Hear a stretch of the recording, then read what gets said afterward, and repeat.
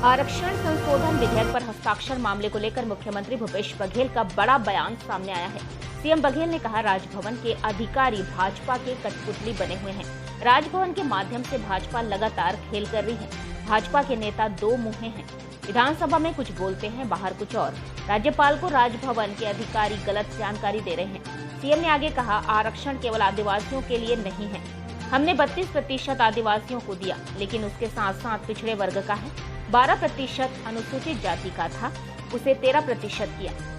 पिछड़े वर्ग का 14 से 27 किया गया है। वही राजभवन को लेकर मुख्यमंत्री के बयान पर पूर्व मुख्यमंत्री डॉक्टर रमन सिंह ने कहा, राजभवन किसी भी तरह से निर्णय लेने में सक्षम है। राजभवन किसी दल का नहीं होता, उस पर राजनीति नहीं होनी चाहिए। हम विधानसभा के भीतर बाहर एक बोलते हैं, किसी को कोई गुमराह नहीं कर रहा है।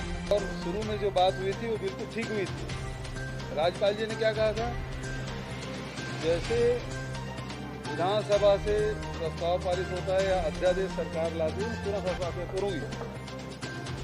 आरक्षण कोई एक वर्ग का नहीं होता, आरक्षण ये सारे वर्गों के लिए होता है, सारे नियम होते हैं। क्या ये बात राजभवन को पता नहीं?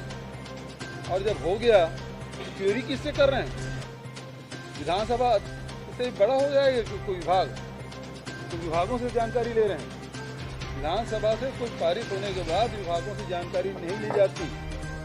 और कुल मिला के है कि भारतीय जनता पार्टी के हाथों राजभवन के द्वारा सब खेल हो रहा है, और ये ठीक नहीं है।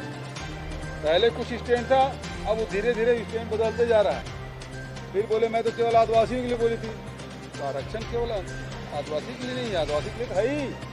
20% था, उसको 32% हम लोगों ने किया है।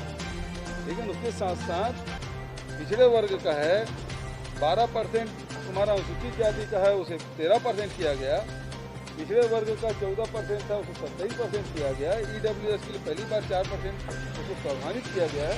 तो आरक्षण की पूरी प्रक्रिया है।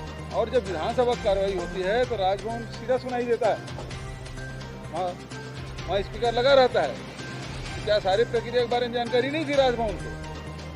तो केवल ये भारतीय जनता पार्टी के हाथों में कठपुतली बने हुए हैं राजभवन के अधिकारी, और उस प्रकार से उनके निर्देशों पर काम कर रहे हैं जो इस प्रदेश के हित में नहीं है। वही बात नहीं हुई, किस विषय पर बात हो रही है? मुलाकात हुई, अच्छी बात है। जब सुप्रीम कोर्ट के जो गाइडलाइन है 50%, तो वो तो अब वो अनरिलेवेंट हो गया, अप्रासंगिक हो गया कि नहीं हो गया? जब उसको आपने EWS को 10% जैसे दिया तो 50% से एक्सीड हो गया, वो प्रासंगिक कहाँ रहा? 60% खुद कर लिया। भारत सरकार ने खुद 37% पिछड़े वर्गों को दिया है, तो राज्य सरकार यदि पिछड़े वर्ग 37% दे रहा है, गलत क्या है?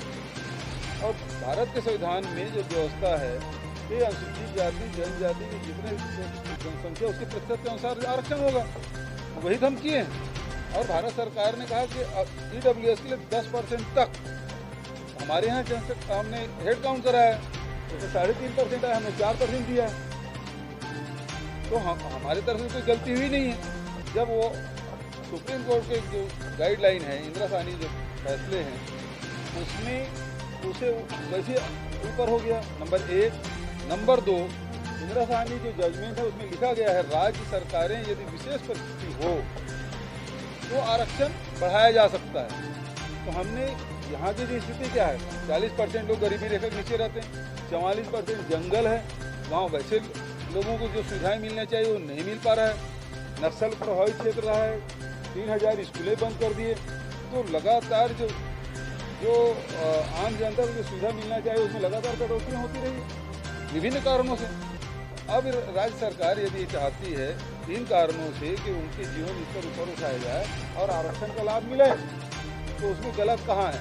और विधानसभा में भारतीय जनता पार्टी से समर्थन किया है, अब कैसे बाहर विरोध करेंगे? तो इनके दो मुंह हुए, विधानसभा में कुछ कहते हैं